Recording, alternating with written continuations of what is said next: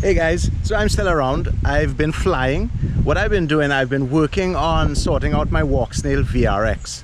I removed the patch antennas that normally comes with the VRX, and I installed RP-SMA connectors. With the RP-SMA connectors, I can connect any type of antenna I like. I can run 4 circular polarized antennas if I want, or I can run these 2 patches in front. These are the iFlight pigeons. So 2 iFlight pigeon patches in front and 2 Flyfish RC ospreys on the top. The reason I have one longer than the other is just to get rid of any sort of reflection, you know, just to keep the RF frequency just one level above the other.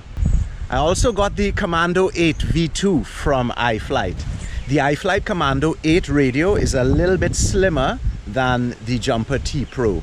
And what I noticed, the gimbals are set slightly wider apart, and that really feels very comfortable in your hands. Your hands are not mashed in trying to reach the gimbals. It's set at a really comfortable distance away. That feels perfect for me. So that's what I've been up to, guys. I've been sorting out my Walksnail VRX and getting used to my new radio. I'm also trying to get the Walksnail system to look as good as possible. Playing around with a few settings.